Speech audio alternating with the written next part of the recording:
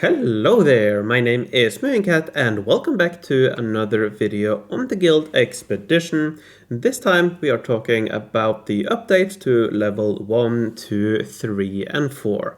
So in my previous videos I have mentioned that we're going to update the previous levels, not only level 5. That was not released last week, however this week we finally have that update. So we can now look at how that actually look. And here I have level 1 and we can already see some changes here. First of all, you can see we can get a lot more force points here than we could in the past.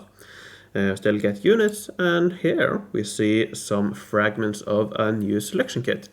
Now I could play through everything and look at all the rewards myself, but I don't really have to, because luckily a lot of people on the beta server here have been contributing their data. They played through and compiled these lovely tables here, so a very nice community effort to figure out all of this.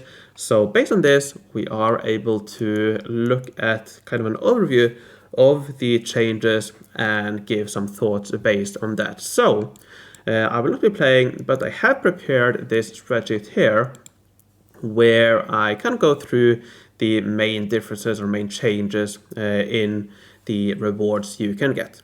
So I won't go through all the details. You can look at this. I'll link the spreadsheet in the description.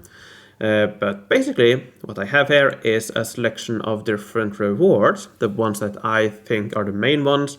This is not all the rewards you can get in the Guild Expedition, so I will link this thread here as well, where you can see the full list of changes. I will also link the wiki, where you can see a full list of all the current rewards and so on. But yeah, here we have a selection of what I consider the most important rewards you can get from encounters. Here we have all the old values, what you could get in the past with the old system, the one that is currently out on the live servers. And here is what you can get now with the new changes that are now out on beta. The next column here is the difference, and here you can see kind of how much the reward has changed. So for example, the main positive news is that the number of forge points have been increased from 47 forge points per week on average to almost 170. That is 3.62 times more forge points per week on average, which is a big change. In this graph here, you can also see this. So here I have all the current values. They're all at 100%. And this is how much the new values are different compared to the old value. So the 4.1, you can see a massive increase here, which is really nice. Another really nice update is that the number of previous era goods you can get has been increased from around 30 to just above 80 on average, which is really helpful now that you need a lot of them to get through Guild Expedition level 5. That said, this probably is not going to make that big of a dent. It's definitely not that much compared to what you need, which seems to be around 10,000. The number of current era goods have actually been decreased slightly, which is interesting. But in total, you also get more goods than you did before. So in terms of forge points and goods, those have both been increased with these new changes. Another positive change is that the number of units you can get has been increased by 50%. You now get an additional 12 units. And the way you get those units, if I go back here, and if I go to level 4, here, the way you get them is that now you also get units in level 4 from every third encounter, or the first 3 encounters, you get some units. For the previous levels, so level 1, 2, and 3, the way you get units has not been changed. You still get 1, 2, or 3 every 4th encounter. So you now get some units here, but this you might notice is where you got diamonds in the past. Now that has been a big question. Can you still get diamonds?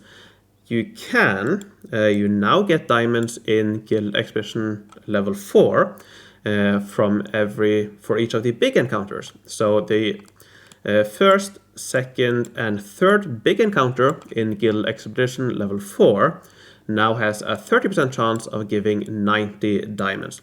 the last one does not give diamonds. However, or what that means, sadly, is that the number of diamonds has gone down. You don't get any diamonds now in level 1, 2, or 3 anymore. So the number of diamonds on average per week has gone down from just above 160 to just above 80. Basically, it has been cut in half. So yeah, that's very sad news when it comes to diamonds. However, that's not the only bad change. Another really bad change is when it comes to all of these buildings here. So I did mention it in my previous videos, but all of these buildings here that you could previously get individually, and you could get all of these buildings individually from the Guild Expedition, you now get them in 4 separate selection kits.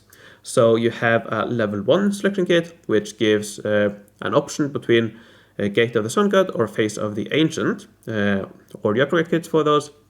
You have a Guild Expedition level 2 selection kit, where you can choose between Ritual Flame and Ritual Flame upgrade kit. You have a level 3 selection kit, which gives you an option between Tribal Square and Sacred Skywatch and the upgrade. And finally, the level 4 selection kit gives an option between Terrace Farm and Fountain of Youth and the upgrades.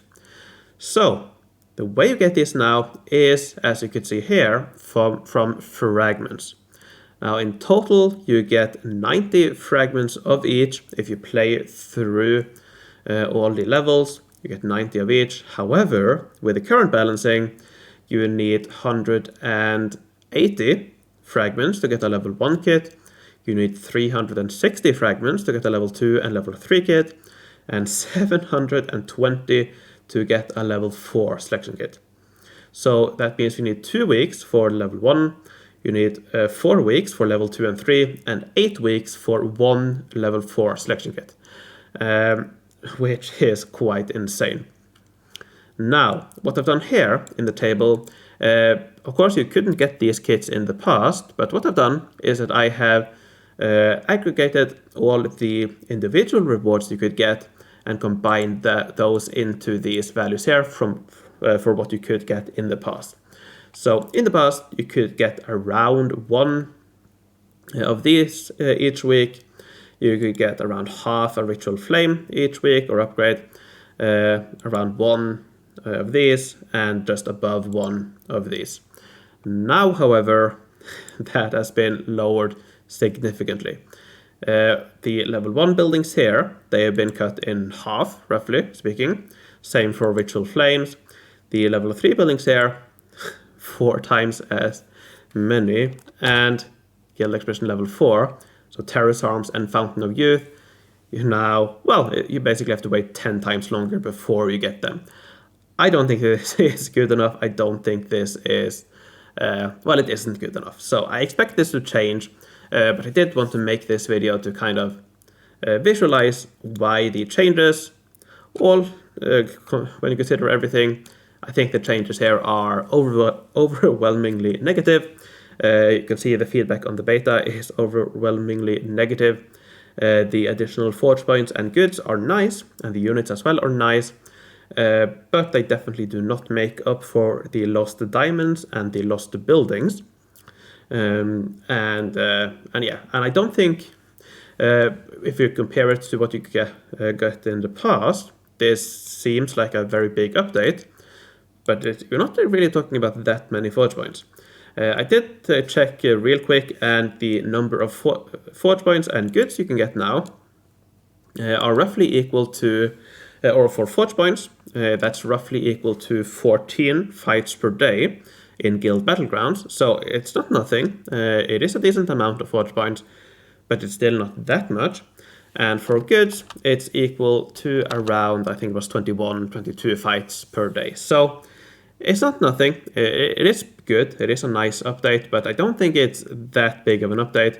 We are still talking about 170 forge points per week, 190 goods per week. Not really that big numbers.